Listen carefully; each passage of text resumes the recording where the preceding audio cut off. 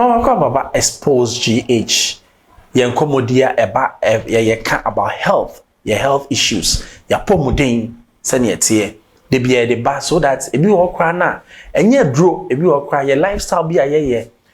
Nansi ye hwa yare akokoso no anoden. Nemu yare pa ekoso especially ewo ye media space no stroke and a BP. Nene specifically Rebecca stroke wasem. Now where the main kaya ya ye nyina ye nim Emmanuel, one of the most vibrant Hollywood actors. And stroke since 2018. And then last week, sister Beverly Equestrana, na ye mobo wasasa kra no. And train masanto na ensesa. And nuntin and person me pinche doctor. No cheyen. Adipo e friend stroke. Enyama ye be ya ye stroke. Na wunya bi po a e be den na wabo na wan ko do situation bi a o be burden onto society. Muka me honiema Dr. Hatsu akwaba. Doctor. Pacho bia wako. Atu bia wako atu. Ye share check aka. Adu ye share check. O ma share. Doctor, so apomu ye de. Nyankopon ado. Okay. O ya fresh so. The man say o mu chia pa. Oh, mi da. O man ni masi o. Doc, you share your industry, especially a movie industry, Nigeria and Ghana. Omu ubehweni esi obi enya stroke, obi enya kidney, obi enya say. Specifically, you case stroke. Any stroke. Yo, me da say. Ye chat ye fo nyina. Yeah. Na ye ka stroke. Stroke. Ewo poto ayi kakra frani na man. Yeah. Ye ka stroke e opotoka sema ye medical emergency. Medical emergency. Yeah, medical emergency. Na ye ka medical emergency a enu che se yare no ka wa pe so tumi hu doctor ntem. Ana se so tumi ko hospital ntem. Na che se wa hu na wa wi ya bibi ba yaw. Okay. Enti no ye friend medical emergency. Na ye friend stroke no no confounding stroke. But another word for stroke no a brain attack. Brain attack. Yes. Send a heart attack no. We a brain attack. And uba a medical term one a friend cardiovascular accident. Cardiovascular accident. Yes. Hey doctor, tell me there is a break it down my own. Nani na no yebeka say it is lack of blood supply to the brain or part of the brain causing damage to that part of the brain. Oh, okay. Lack of blood supply. Say moja ni ntimi enko do ya adwem. Okay. Say moja no enko adwene mu ye. Enti no ama adwene ba bia den atochima. Okay. And I say baby baby adwene baby ewu. Okay. Lack of oxygen. Good. They say what be so check me. Oh check them doc. Miss here there. Say na you can some time ago say blood no and they carry oxygen to the brain no? To other part of the body no and organs no. Sa pepe netie. And it say moja no antumi andu adwene ho a it deprive the brain from oxygen and glucose. Okay. Glucose near turning biana. The benye de turning biana. Very different. Sugar. And the brain survive mainly on oxygen and glucose. Oh, I see. And adwene so ni duane odi no. Any situation and oxygen from my now your home from it goes through a process and sana akwadwene ho sanso na glucose no so no ye didi duane e bedi dia no ye nya glucose from na glucose no so go through some process in the body and then carbohydrate goes through some process in the body and then get us glucose to the brain. Okay. And sana etie and he say moja no entumi enko adwene ho no enna edi cardiovascular accident and as a brain attack. It is a seize moja na seize se be ko adwene ho. Okay. You see it's just like say uwo fie na uwo pipe ebia your friend say water west for pipe na enam ye kwan na oso wa connect bia ba ofie enti wa connect aba ofie no nso ni flow kama ba edu ba bi no pipe no omo abaye grader bi ana so omo abaye kwan ana pipe no be bia pai enti ebe ma nso na be ba efi ho no entimi ba ebi ho no ma emba kra bi ho no so abe ba kakra okay ana se bibi esi pipe no mu kwan enti ade na esi pipe no mu kwan no ebe prevent water to flow into the house sana adwenite okay sana adwenite enti no lack of blood supply to the brain no ebe tumi aba na say bibi esi friend say tin no tin na di moja be ko adwen no bibi esi mu ana say ebia adwen bebi tin baby apai okay etumi pai then na betumi apai sa no you do how you bet okay you be ko pai na the rurum yes enti epai a abema moja na sese ko adwen ho no entumi ko ebe esubete because ebi nyu agu etinitinum na kakra bi su na ko adwen ho enti is not sufficient for the doc na me pacho your types na stroke be stroke your BB stroke be stroke and your kind of stroke yes your types okay your types stroke no you wo make say o mu ahoro miensa make say o ahoro but some school of thoughts and I say yempenfo no bi so ka say o mu mienu okay but me make say o mu miensa okay ne pacho che nya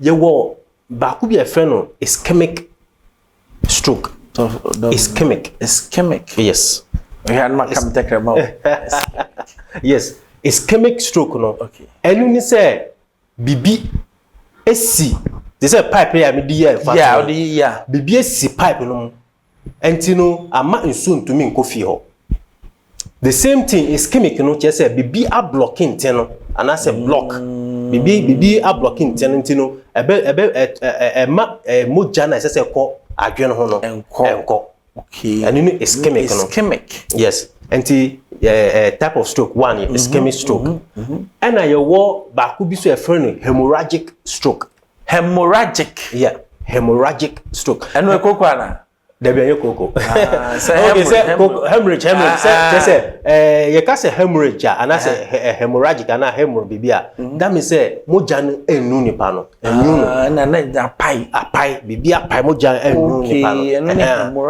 hemorrhagic no stroke and it is a pipe ya me di emfato ye kwan ana kwan a ye grader na say caterpillar na o di dwe kwan no wo hu se pipe ho ana wakofa so okay. And I say pai bread na kotwa twa pipe no enti pipe no be nso be nyu agu abonten the same thing ye we na nyu gu chinim enti eba no sana na nso moja no agu chim that means say ntini bebi apai awo adwen no mo enti moja den anyu agu otini mo wow na the tosun miensa no ye frɛ no transient ischemic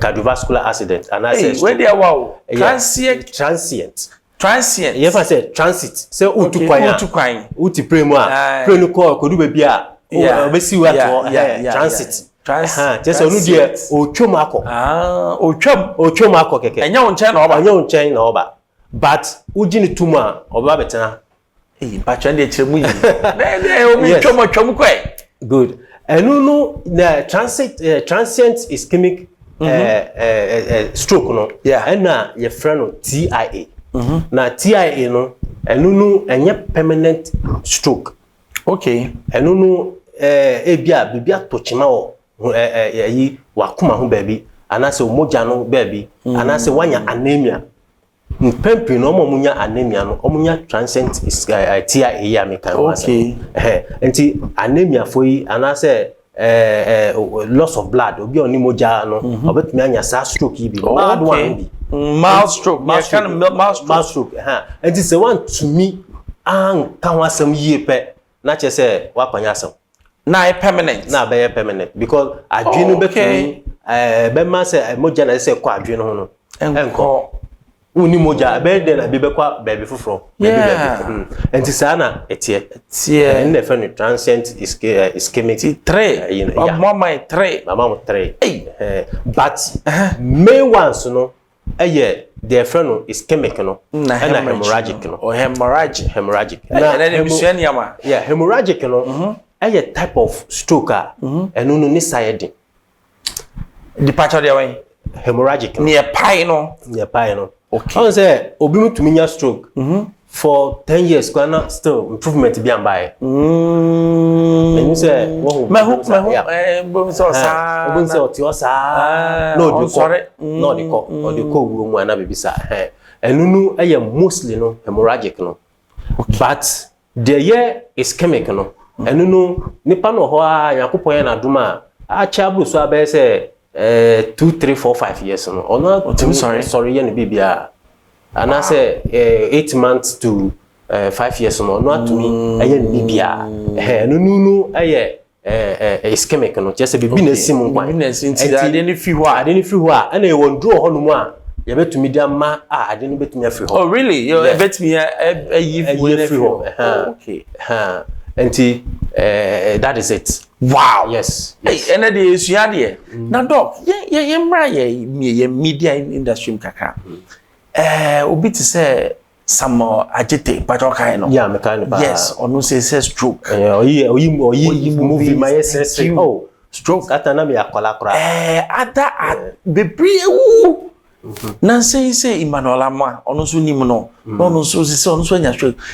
People say o change e dey na course ana omo adwuma nti na omo nya stroke na asa dey me da say the mechanic say adwuma bia ye ye wasase so bia no ohun so so okay yeah me ti hay me ye doctor ya me hwe nkofo yi ehun so so okay enti no adwuma bia ye bia no de I say asitena juma say u betina sit say me say me juma no de asitena juma enti no I say me ye den me tina se kakra no maso ya na nti kakra ni say man enti no exercise kakra we say no so eyema ye ba ye ka say causes of and I say the stroke eba and I say brain attack eba the kind no make I say BP blood pressure okay BP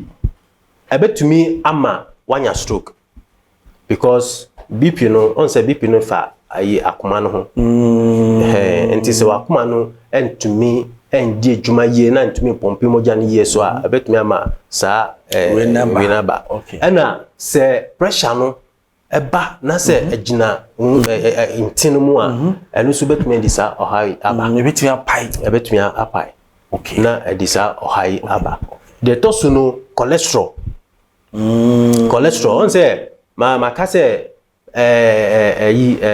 cardiovascular accident and I say CVA and I say stroke no adibi esi intinu mu kwan etumi di stroke ni ba na de nyama be na sintini mo kwan cholesterol is number 1 cholesterol na ni srade e wo yemu srade no srade na wo yemu no number 1 ya ni edidi no de na edi ni nyama bi no ma ye yenye exercise ni nyama no anti cholesterol number 1 ebetumi sintini mo okay ana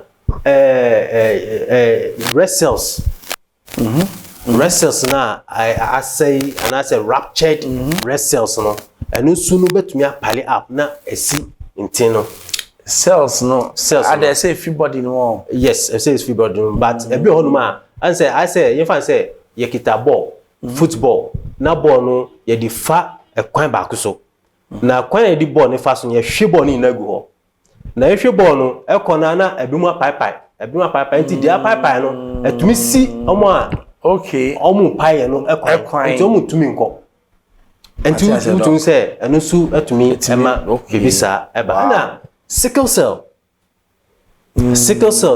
so no on say omu no omu obi oye SS no omu red cells no enye normal to say okay normal ones no yeah matter sickle enti no akwa santi na ntumi fa tinum ye na enso bi sa ohaw yi aba ena ye wo bibi so e friend thrombose thrombose ye fan say red blood cells ya ni ehun sensem ya enso betumi di yi aba ye friend say stroke yi aba then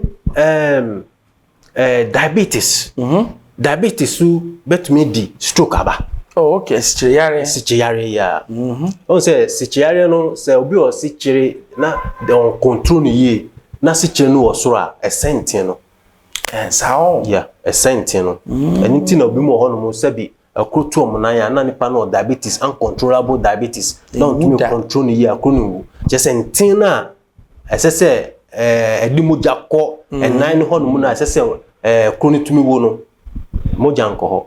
Wow. Nti said chichi no so too much etumi di stroke so eba nti na ka say stroke no. Okay. And anemia. Anemia so there's some say you the friend transit TIA no. Nti anemia so etumi cause so stroke yi. And then head trauma. Trauma na dey. Head trauma. Ebi obi ho no ma ordinity aboade. Ebia na ho no through sebi RTA road traffic accident na ordinity aboade na ntia ko check ni wan ko check na ntia ka na ni na ana say or riding and also to me mouse stroke. Oh yes.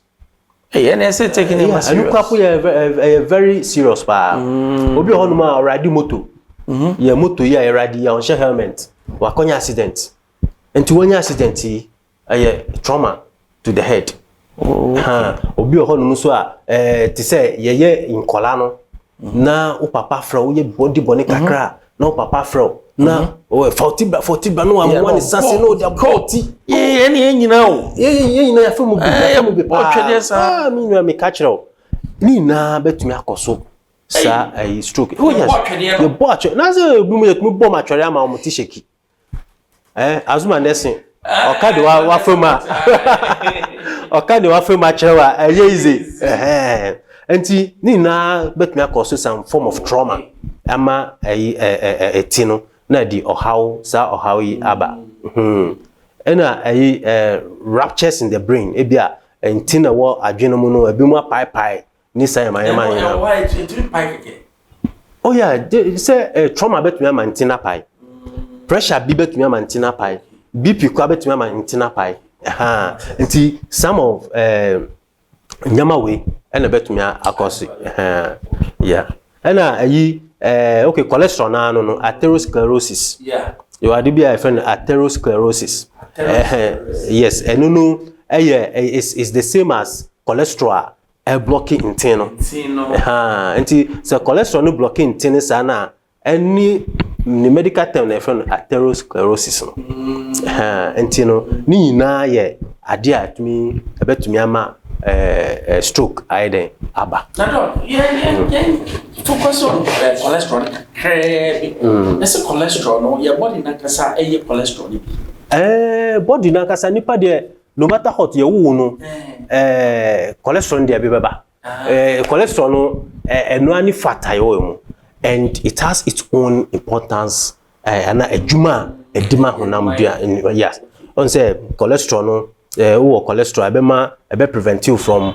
awo yakupon nyansem no hiti mechanism be preventing say awo base ya na say wo hono a wo cholesterol anti on say omo ye akasifo no awo ntan di omusa okay but enye obi a ye kese bia na cholesterol oh really oh yes e dey for say o so sa there be cry enye obi a ye kese bia na cholesterol o so about cholesterol obi hono a oye sabi I don't want to use oye slim but cholesterol was super really oh yes I don't know say ever no the gunti and mostly no ye free say obi a oso kese no and o cholesterol ba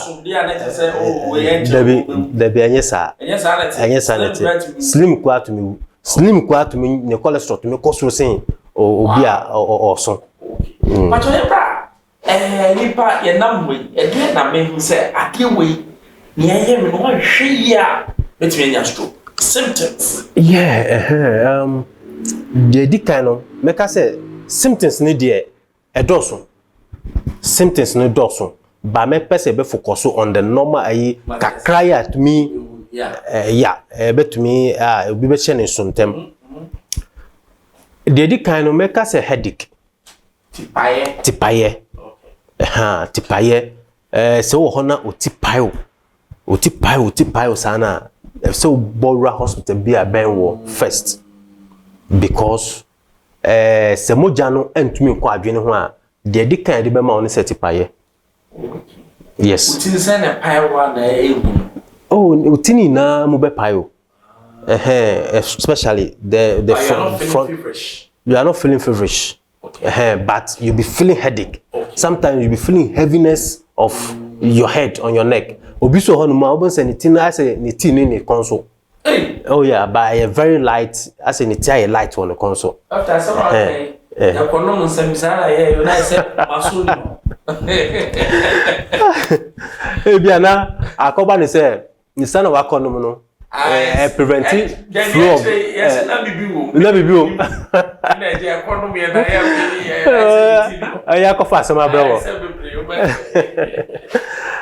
And the person say ube feel dizziness when you super brew na and you no your mumienu your but could be a friend vertigo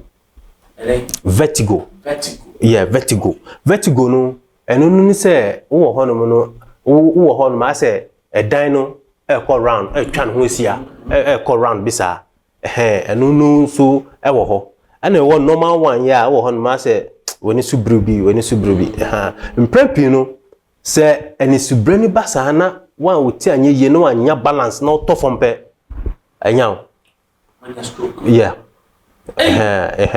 mostly no any subreni basa na on to nya balance ye obanya loss of balance until you bet me out of form na wanya stroke no until dizziness e wo ho and e wo Caesar no any say obi hono ma obo brim sa no na onim na che say on say ye dia kola bia ba hospital na kwa no bo brim the first thing your doctor no be checking your sugar level yeah sugar level adwen no ne duane odi no titiro e sugar entino say sugar no esuti sa no pe na nipa no ejeki onya Jesus onya convulsion no or yes bibisa entino se penyimu akola o sugar ne conform sa na obetumi a convulse no bisa ne akola e check na just akola so betumi anya stroke ana oh yes akola betumi anya stroke stroke no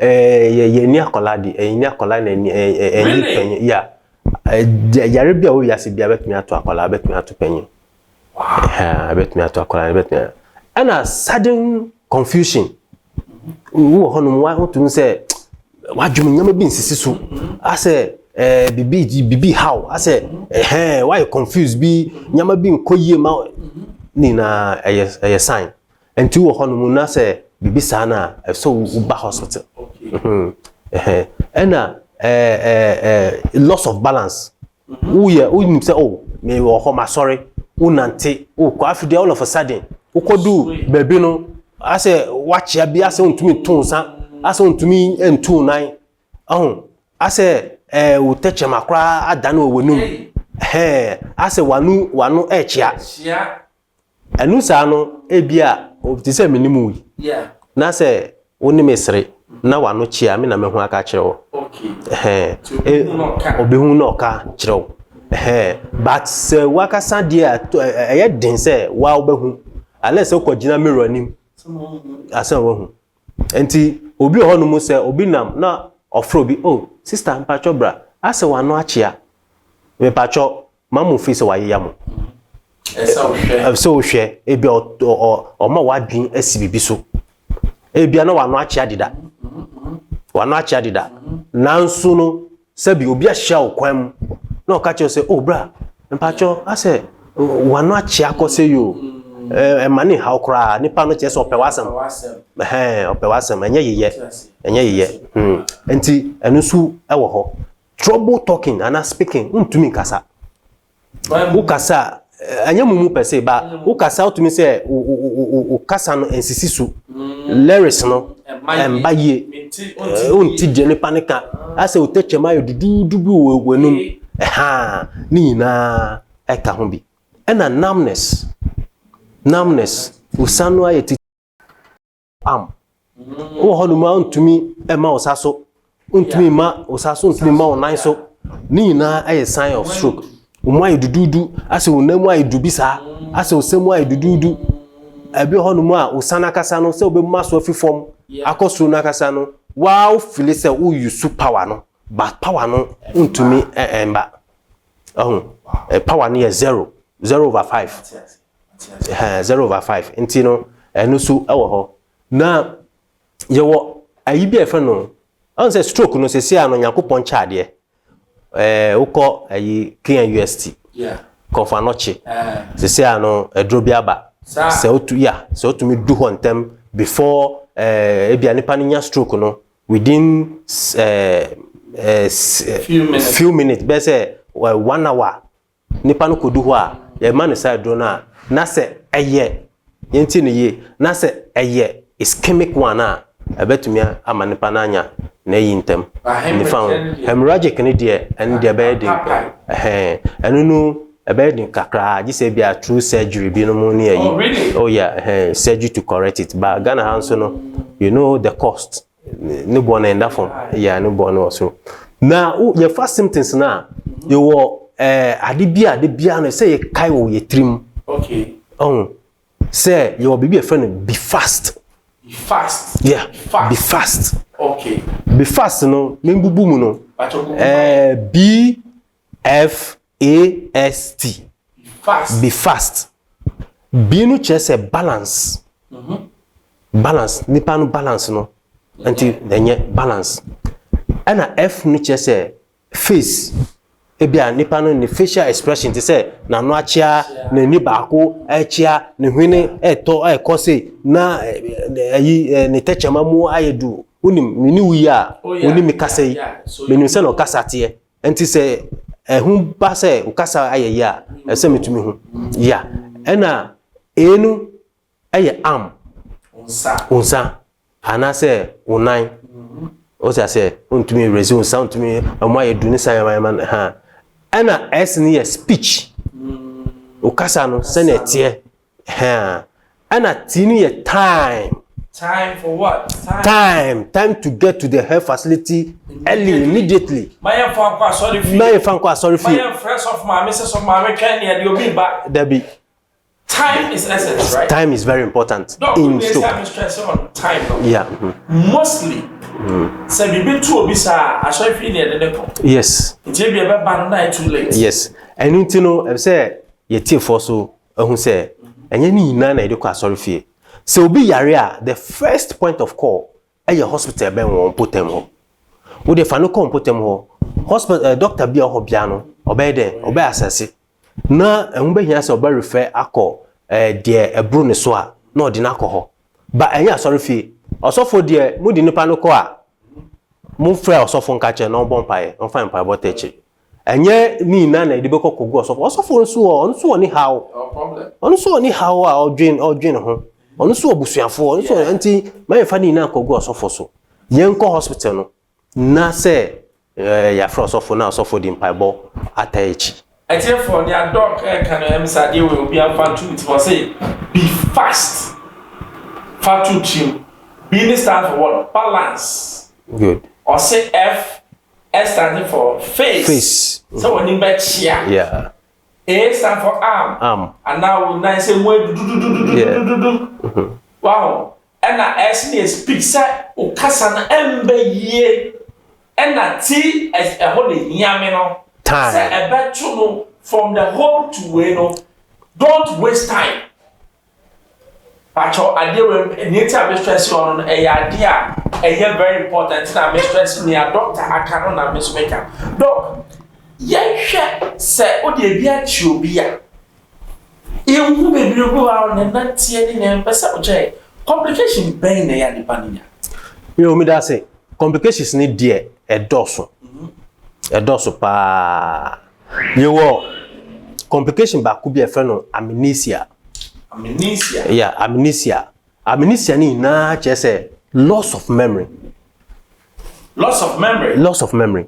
Amnesia. Okay. Enti che say nipa no na dwen ana say ni refi on kai good. Hey. On kai nyama na say okay both present and past. Okay. Amnesia no your present and past. Enti both present and past ni na no. On kai hwe enti we say a complication e dey abeto nipa no so. And you war loss of movement. Say obinya stroke ya wa be dani bedding awo busuafo so. Enti loss of movement say nipa no obetumi anu abetumi asori aye na ade de ontumi nye. Ese usoni mu. Ese usoni mu. Enti enisu e wo ho. Enti ususoni mu no on say den na de ba. Bedding ma busuafo ontumi kra nko ba bia e bia so won ho. Yeah, wajuma be say e ba no social ayi say ya ontumi kobi wajuma be say udidie pono ayense obi na be feed because you can't even use your hand. Yeah. Oh, right. So somebody have to enti say onni busuafo mo odo awo ho a when na che say wo bre obebre hankasa enti no loss of movement enti anu so your complication ediba. Brain edema. Brain edema. Yes sir. You can edema na che say ahon bibia ebia ahon kakra asini normal brain na ho brain no ahon anase esobia begina ho na ahon bisa ntu enu so ho enu so ho na you trouble talking ntumi kasa trouble bebre. yes trouble swallowing Hey, ntumi mini ade that's what wo. yes say onim enuntina obi mu die no say omo ba hospital na ye di rubber e show o ti asese na be ya ye betumi se nkwan a ye nkwan kakra na ade a emu no ye smooth ya se nkwan enso ayi bi kokko no mu ni ti no mu a na ida fa rubber no mu na akoni pa no ye from mu Ese wadi de kra asai o. wadi di asai complication complication ebetumi accrete a whole lot of truth no kwapono say procedure na ye na ye di rubber no be she wo mu ye no one tumi anya ye so anu so di another problem so ebetumi ade ade amawo entino trouble swallowing very difficult one of the complications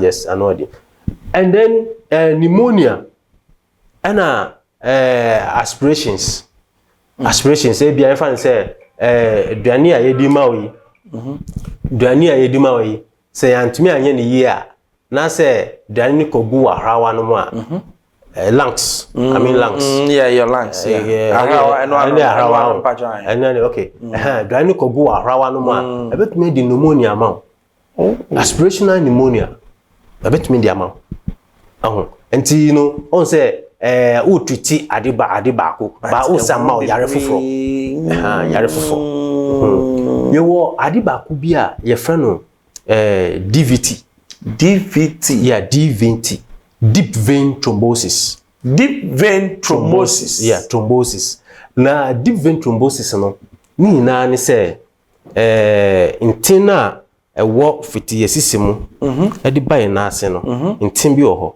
intino emu esi o leg no ade we na ekumi madam fu bi o onya blockage yes be no na menti ase onya blockage ni yes blockage no etimi kuni pa ho very fast ekuni papa me kai pa enti ene friend no deep vein thrombosis no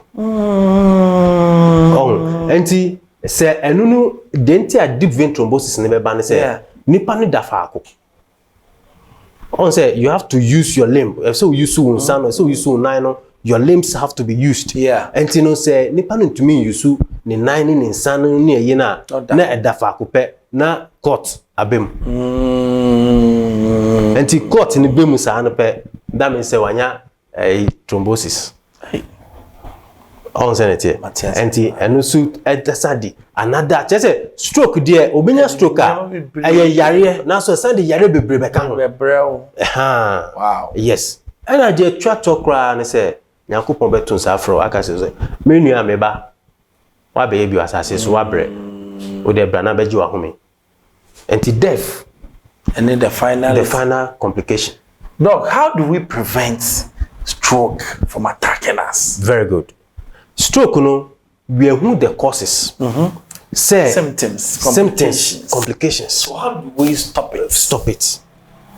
Fine, yare bia o ho bia no so no Yakupon sign ni ma obetumi aye de opa bia na so obenya but if so to me bibia wakasa obetumi a prevent bibi kakra and he said we should have regular checkups and they gonna for nyade and they nyade kra regular checkups at least in a year twice in a year kwa enye bad kwa dem no 1 month every month be am for checkup every month me for checkup that's very good yeah and a year pa every month be enti say even say 6 months bia uba na ya check your cholesterol ya check your BP ya check your cholesterol ya check your sugar ya check your liver or kidney you see all this every 6 months they don't know those tests na me boss no ni boss so kakra nanso no say ehunya but say at least once in a year pon out me year you are preventing something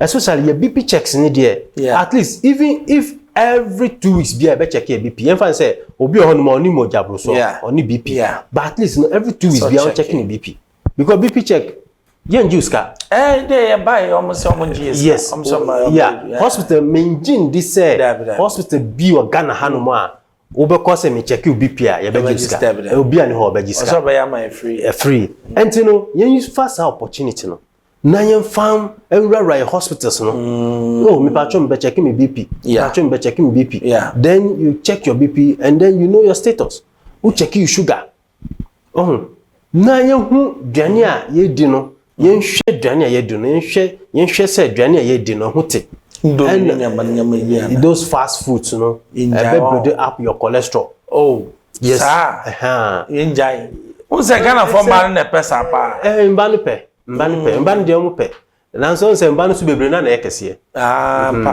mtino me pese ebia omo be hwe sayama no omo beti omo nchini eso omo beti salt omo beti sichiri na yedi sichiri no omo nteso obi beka se yakasa se ayi glucose adwino me duani e odi ne se glucose bebre da bia nya na meka duani bia obedi bia no glucose wom wodi fufu no ye carbohydrate no be converted to glucose for the brain to use and you know ehun yen so be san ko di sugar and yen hwe sugar na ente so na yen regular exercise apomu apomu yes regular exercise na regular exercise na make no dem person me change yen say we ko gina football park so na gym onya asamaja onya asamaja na wo ko gina park so say me bobora ahihye go amaga na dabi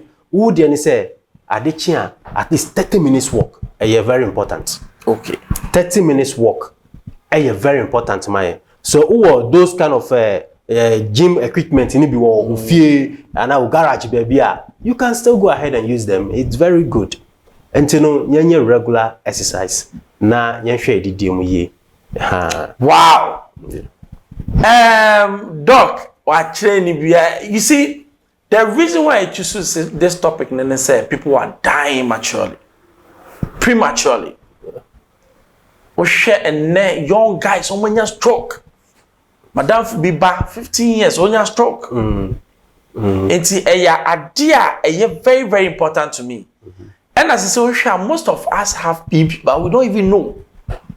And then doc actually watching the causes, complications, right? Masa, sa obianya stroke will fear and ye easy.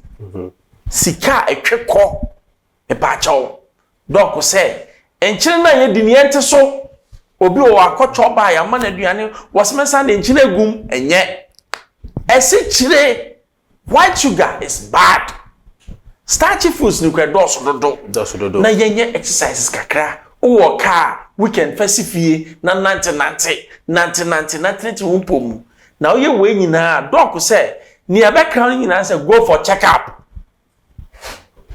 wo say America to me dey every month be am check up because enchine ye de me masusa e pa cho stroke ya yare bonia enye so ma no ebe okra doc obi person frel person do din komo ebia ye kan enye nyina na tache ye person frel na obisa 1 or 2 bi patch of our number 2 ya me da say me there ma be me po ato ho 24/7 okay say obi biara or bibia chi na adwen bia no on frɛ no bisa okay yeah say bible class say ask it shall be given unto you and bisa na enchechiro mu my number is 0244 80 47 48 patch up obi 0244 80 47 Pacho Dr. Hatsu Neuwell ne kasa ye no owo Maximum Care Plus or free pipe abeka offer after first second round abanso kakra bi esi ho e ho na hospital na wo na every week ye the program we bana calls people are saying say this is a very good program because otie niam bia ye na obi say we're saving the life through what you said. Oh, good. So it means that it's making an impact. Good. Nietia some of these videos is for you to learn. Ye na yesuan de be betina hey. Mesuya say you was stroke nuclear types. Nam dem say stroke be a stroke. Mesuya bibi wom. Me nim say won so esuan bibi wom. That's any ebe san dia ba. I Xposed GH. Ya from Bembro social na from ya. Meje so. Subscribe na share mo bi. No be so share mo manuasi. Bye bye.